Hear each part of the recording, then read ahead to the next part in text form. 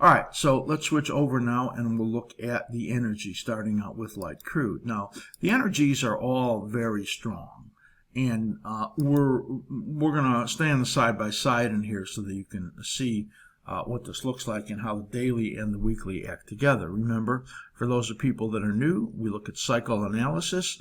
These are cycle brackets on the bottom. These are not cycles. These are just simply a guide, a drawing tool that helps us understand the average cycle length and rhythms in the market. We made a significant low right over here, which was pretty much on time. We look based on the principle of variation, 3 or 4 bars either side of that ideal low, and this falls pretty much right in that time frame.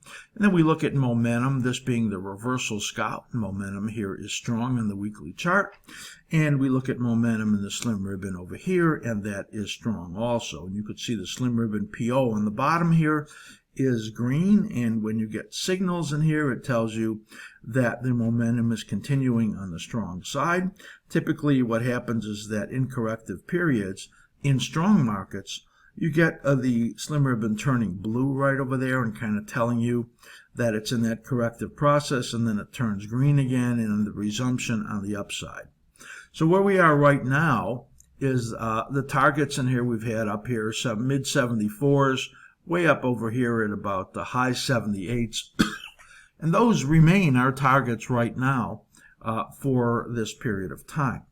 So I do want to blow up the daily chart because I want you to see what positive patterns look like and why we're still projecting on the upside.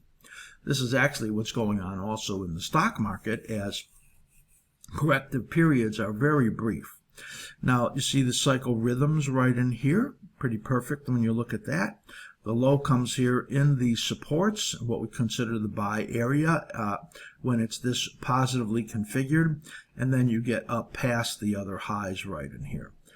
That cycle peak resistance needs to be moved down because after the roll it jumps up, so that needed to be moved down right there, and I'll just do that.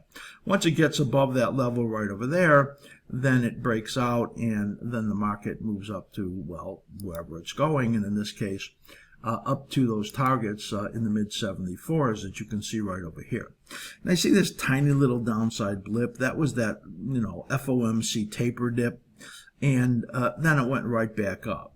Typically, it will hit the slim ribbon and then move up again in a positively configured pattern like this. Now, is this the whole correction right over here? I mean, you see these corrective periods right in here. They're bigger than that. And it makes you wonder whether or not there's 3-4 days coming on the downside right over here before it moves up. If that's all there is, it is so strong that it's likely to move up towards that area of the next fib extension, which would be up near 79. So this is a very strong condition you're looking at in the light crude market, and the demand is expected to continue to grow.